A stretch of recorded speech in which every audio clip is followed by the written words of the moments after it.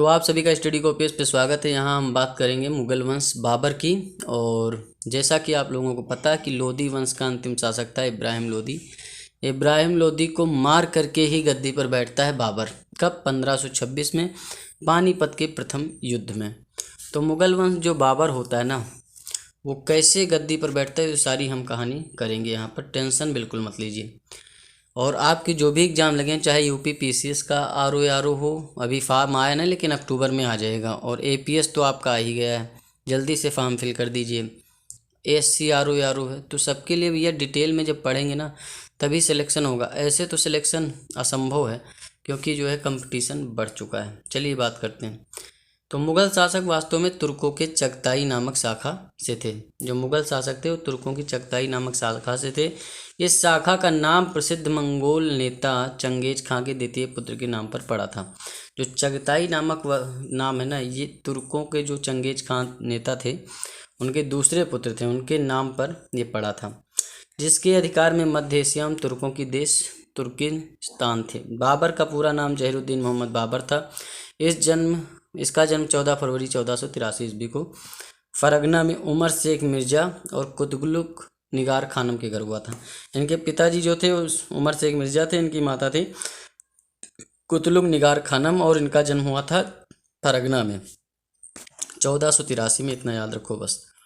14 फरवरी Valentine का दिन था, मतलब समझो कितने अच्छे दिन में पैदा हुआ था ये, समझ ही सकते हो आप, ठीक। लेकिन बहुत खूंखार शासक था। तो पिता की मृत्यु के बाद लगभग 11 वर्ष की अल्पायु में जून में 1494 में वो फरगना के सिंहासन पर तो बैठ गया। लेकिन बैठना ही सिस्टम नहीं था, मुसीबतें तो आती रहती हैं। तो शेबानी खान थी एक, शेबानी खान, और उन्होंने 1501 में सरे पुल का एक युद्ध किया जिसमें बाबर को पराजित कर दिया और एशिया से खदेड़ दिया इन्हें। तो ये क्वेश्चन भी आया यूपी पीसीएस में कि सर ए पुल का युद्ध कब हुआ, किसके मध्य हुआ? तो भैया 1501 में हुआ है। किसके मध्य? आपके बाबर और शेबानी खान के मध्य। शेबानी खान ने इन्हें दौड़ा दौड़ा के बहुत मारा था और एशिया से खदेड़ दिया।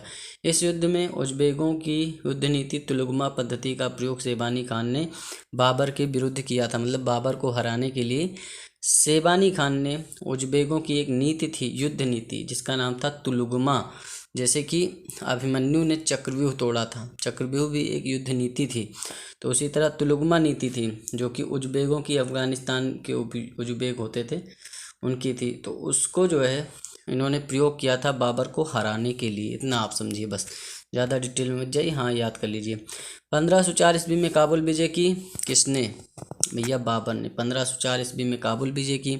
1506 में और 7 में बाबर ने अपने पूर्वजों द्वारा धारण की गई उपाधि मिर्जा का त्याग करके नई उपाधि पादशाह धारण कर ली। तो पादशाह की उपाधि सबसे पहले अगर किसी ने धारण की है तो बाबर ने धारण की है, और इसने मिर्जा की उपाधि त्याग दी थी। ये भी याद रखना, क्वेश्चन कभी भी बन सकता है। आलम खान इब्राहिम लोदी के चाचा जान थे, ठीक। आलम खान कौन थे? इब्राहिम लोदी, जो लोदी वंश का अंतिम शासक था। देखो, लोदी वंश का पहला बहलोल लोदी, फिर आपका सिकंदर लोदी, फिर इब्राहिम लोदी। तो इब्राहिम लोदी के चचा जान थे आलम खान। उसने दिल्ली के राज सिंहासन पर अपना अधिकार जताते हुए बाबर को भारत पर आक्रमण के लिए आमंत्रित किया। मतलब आलम खान कहते थे ऐसा है, मैं तुम्हारा हूँ चाचा और ये गद्दी है मेरी, तो तुम हट जाओ। तो कहते थे हम नहीं हटेंगे। तो इन्होंने जो है बाबर को आमंत्रित किया कि यहाँ आओ, हम पूरी हेल्प करेंगे, इन्हें मारो पीटो।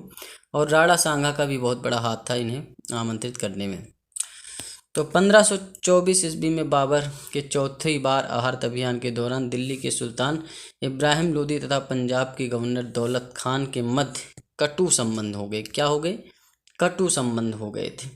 सुल्तान इब्राहिम लोदी ने दौलत खान को राजधानी आने का आदेश दिया था, जिसका दौलत खान ने उल्लंघन कर दिया था। इन्होंने कहा था आओ भैया यहाँ बैठ के बातचीत हो, लेकिन नहीं। दौलत खान ने अपने पुत्र दिलावर खान को बाबर के पास इस संदेश के साथ भेजा कि वह सुल्तान इब्राहिम लोदी को दिल्ली के सिंहासन से अपदस्थ कर उसके स्थान पर उसके चाचा आलम खान को पदस्थ करे। मतलब हमें बैठाए गद्दी पर। उसने अपने बेटे दिलावर खान को भेजा, जो कि आलम खान, जो कि इब्राहिम लोदी का चचा जान था। तो वो क्या करता है कि ऐसा है, बाबर के पास जाओ, अपने बेटे से कहता दिलावर खान से, और कह दो कि इन्हें गद्दी से उतार करके हमें गद्दी पर बैठा दे।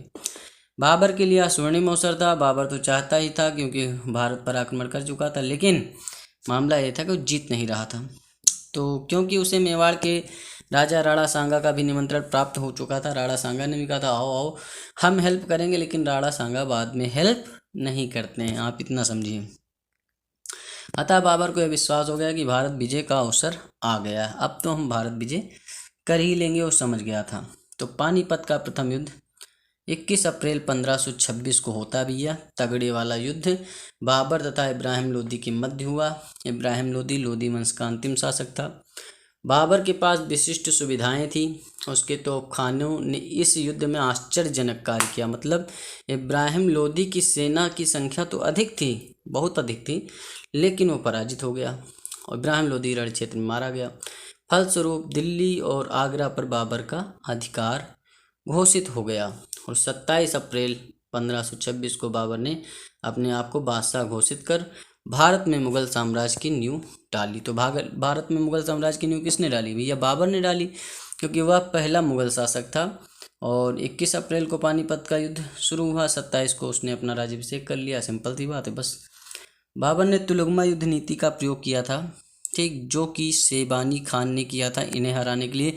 सर ए पुल के युद्ध में 1501 में हुआ था, उसी में तो इन्होंने भी तुलगमा नीति, जो कि उज्बेकों की नीति थी, उसका प्रयोग आपके पानीपत के युद्ध में किया था, याद रखिएगा।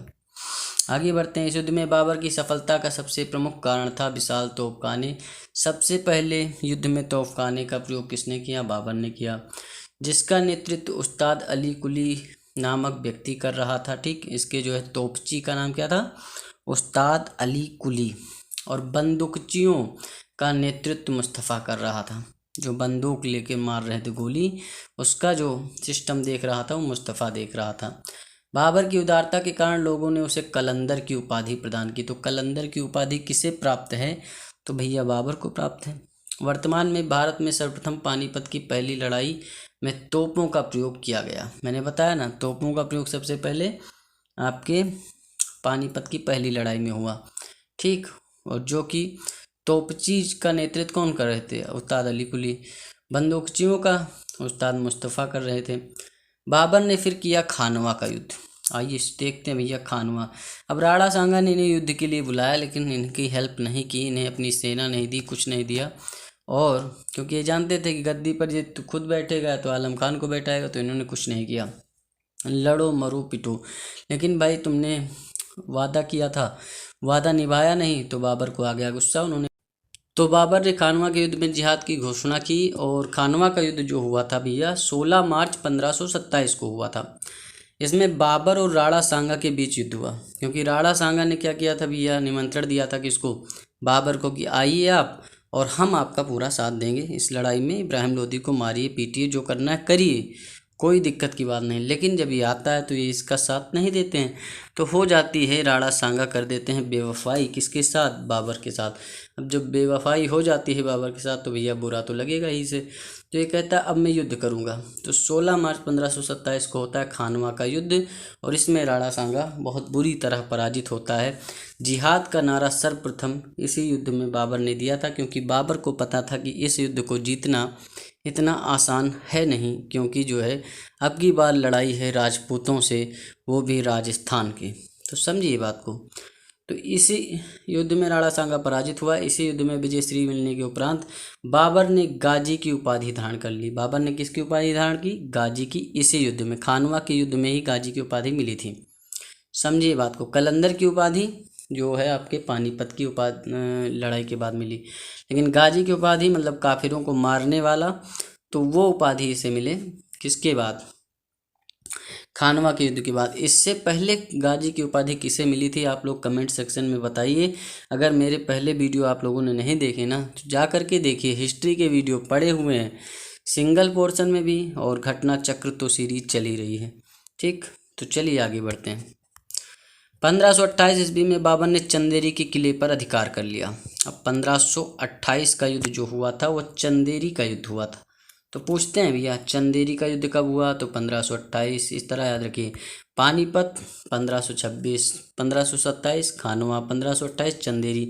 चंदेरी जो है मेदिनी राय और बाबर के बीच में होता है। बाबर जो है मेदिनी राय को मार देता है। फिर होता है घाघरा का युद्ध 5 मई 1529 को बाबर और महमूद लोदी के मध्य होता है और इस युद्ध में बाबर विजयी हुआ। बाबर का यह अंतिम युद्ध था जो कि घाघरा का युद्ध था। तो याद रखना, सीरियल हमेशा पूछ लिया जाता है। नंबर 1 बात पानीपत आता है, ठीक। पानीपत के बाद खानवा जिसमें राणा सांगा को मारा जाता है। फिर मेदिनी राय 1528 में चंदेरी के युद्ध में। फिर घाघरा का युद्ध बाबर और महमूद लोदी के मध्य होता है। ये चीज़ें याद रखिएगा, आप लोगों के लिए ज़रूरी है। अपने विशाल साम्राज्य की शासन व्यवस्था को सही ढंग से चलाने के लिए बाबर ने एक प्रदेश से दूसरे प्रदेश में अलग अलग व्यवस्थाएं की थी, ठीक। भारत से बाहर इसने क्या किया था, बदख्शा का शासन हुमायूं को दे दिया। मीर फ़ख्र अली, हिंदाल तथा मिर्ज़ा सुलेमान को प्रदान किया। ये सब इसके बेटे थे भैया, हुमायूं बेटा था, मीर फ़ख्र अली, हिंदाल, मिर्ज़ा सुलेमान, इनको दे दिया कि तुम लोग यहाँ शासन करो भारत के बाहर। और कामरान को काबुल दे दिया, कंदहार एवं मुल्तान का प्रशासन दे दिया कामरान को। मीर यूसुफ अली को पंजाब का गवर्नर नियुक्त कर दिया और जिसके नियंत्रण में भीरा, लाहौर, दीपालपुर, सियालकोट, सरहिंद, हिसार, फिरोजा सम्मिलित थे। अब हिसार शहर किसने बसाया था, आप लोग कमेंट सेक्शन में बताइए। अगर नहीं देखा भी है तो जाके हिस्ट्री के वीडियो देखिए, पढ़ना ज़रूरी है बहुत ज़्यादा। तो हिसार, फिरोजा से लेकर बलिया तक के प्रदेश, बयाना, चंदेरी, ग्वालियर तक प्रदेशों में बाबर ने एक नवीन शासन व्यवस्था बनाई। इस प्रकार बाबर का साम्राज्य बदख्शा से बिहार तक फैल गया, किंतु आधुनिक राजस्थान का क्षेत्र जो था उसके साम्राज्य में सम्मिलित नहीं था, क्योंकि यह क्षेत्र था राजपूतों का और जहां हमारे राणा प्रताप जैसे लोग थे।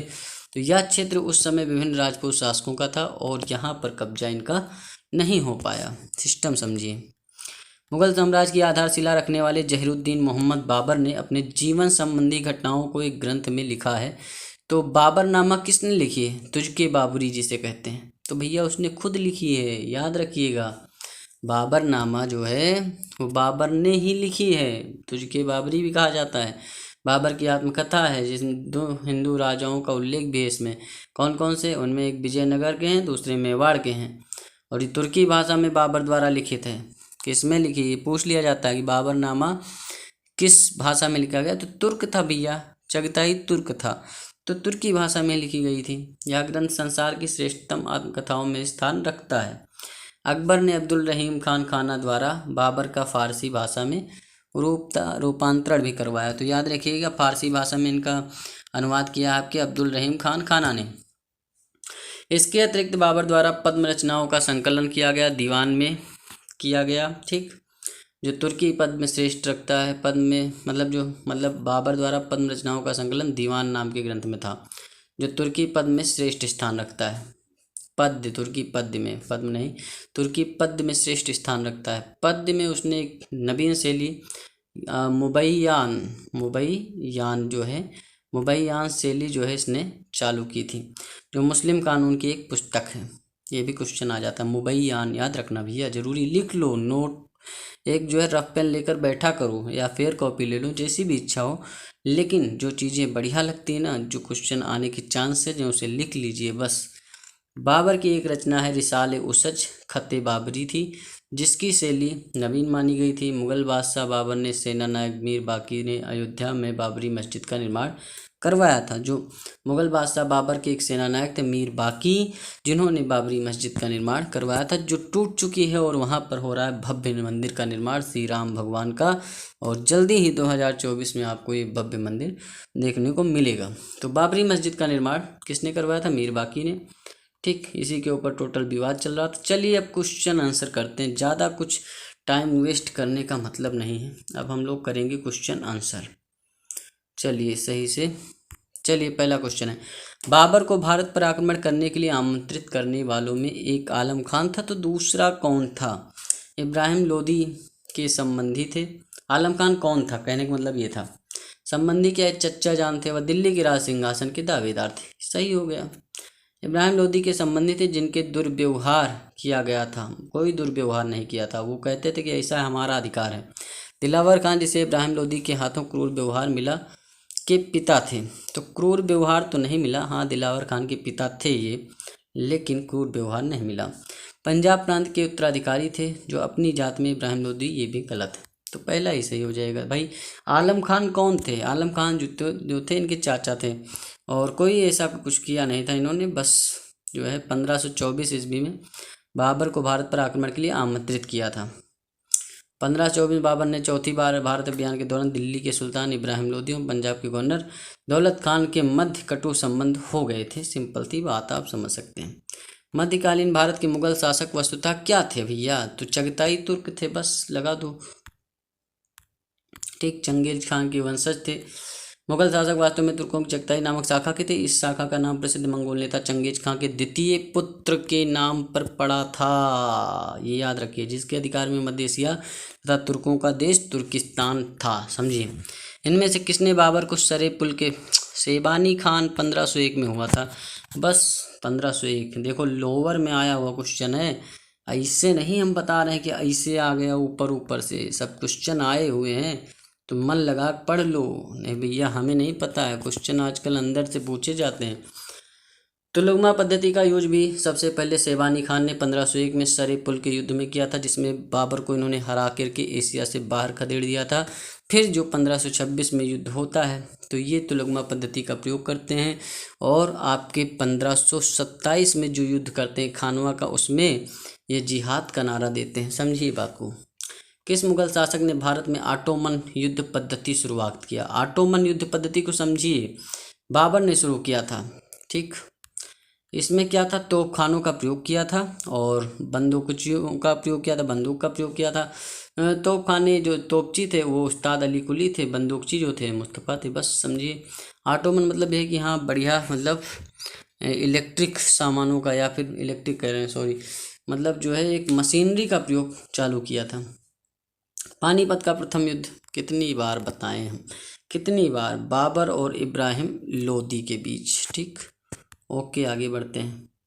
21 अप्रैल 1526, 27 अप्रैल को जीत गया था। आजकल डेट पूछते हैं तो 21 अप्रैल याद रखना, नहीं फिर बाद में कहो सर आपने तो बताया नहीं। 21 अप्रैल, ठीक। 14 फरवरी को इसका जन्मदिन रहता था, वैलेंटाइन डे वाले, समझिए बात को।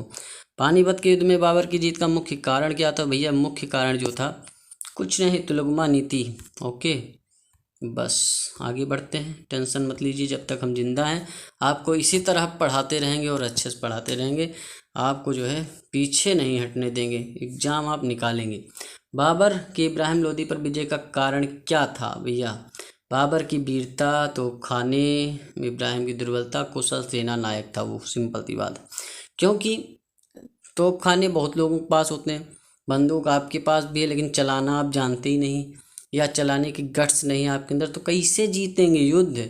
तो कुशल सेना नायक था, इसीलिए जीता। बस निम्नलिखित में से किस, यूपीपीसीएस में आया प्री में, हल्के में मत लेना क्वेश्चनों को, ठीक, हल्के में मत ले लेना भैया। निम्नलिखित में से किस एक युद्ध में एक पक्ष द्वारा प्रथम बार तोपों का उपयोग किया गया था? यह तोपों का उपयोग किसके द्वारा? पानीपत के प्रथम युद्ध में किया गया। तुलगमा नीत, ठीक, जिहाद का नारा खानवा के युद्ध में दिया गया। समझिए बात को। पानीपत की प्रथम लड़ाई में बाबर ने किसको हराया? इब्राहिम लोदी को हराया, लोदी वंश का अंतिम शासक। ठीक, 1526, 21 अप्रैल 1526। चलो इसे मिलाते हैं। देखिए पानीपत का प्रथम युद्ध तो भैया पता है सबको, इसमें कुछ कहने वाली बात ही नहीं है। खानवा का युद्ध 1523 सही है, घाघरा का युद्ध 1529 सही है, तो बस एक ही बचा, यही गलत हो जाए। वैसे भी ये चंदेरिया का युद्ध 1528 में हुआ था, राजा मेदिनी राय को हराया गया था, बस इतना समझ लीजिए। आगे बढ़ते हैं भैया, चलिए। बाबर ने भारत, 12 नंबर क्वेश्चन आप देखेंगे कि बाबर के भारत में आने के फलस्वरूप क्या हुआ था? ठीक, उपमहाद्वीप में बारूद के उपयोग की शुरुआत हो गई, सही बात है। इस क्षेत्र की स्थापत्य कला मेहराब और गुंबद बनने की शुरुआत हो गई थी। इस क्षेत्र में तैमूरी राजवंश स्थापित हो गया। भैया तैमूर का शासक तो था ही, तो इसमें आप केवल क्या होगा कि इसमें उपमहाद्वीप, पूरे उपमहाद्वीप में बारूदी सिस्टम नहीं चालू हुआ, तो ये तो गलत है। और मेहराब गुंबद की शुरुआत इसने की नहीं थी, तो राजवंश, हाँ तैमूरी राजवंश स्थापित हो गया। तो देखिए भैया IAS का क्वेश्चन, हल्का क्वेश्चन है ठीक। तो इसमें यही पूरे उपमहाद्वीप में बारूद का प्रयोग चालू नहीं हुआ था ठीक। और स्थापत्य कला में मेहराब और गुंबद बनने की थी। चलिए पूरा डिटेल में बता दें, टेंशन काहे लेते हैं हम, है ना। चलिए, बारूद का प्रवेश भारत में चीन से हुआ और 13वीं सदी के मध्य से किलों की दीवारें गिराने इसका प्रयोग किया जाता है। हालांकि भारत में तोप और बंदूक का प्रयोग करने का श्रेय बाबर को दिया जाता है। जहीरुद्दीन मोहम्मद बाबर की धमनियों में एशिया के 2 वीर जातियों का रक्त प्रवाहित था। माता की ओर से वह चंगेज खान था, मतलब इनकी माता जो थी वो चंगेज खान की वंशज थी ठीक। और इनके पिताजी जो थे वो तैमूर के वंशज थे। बाप रे बाप, तगड़ा सिस्टम था। और अतः बाबर के सत्तारूढ़ होते ही क्षेत्र में तैमूरी राजवंश स्थापित हो गया।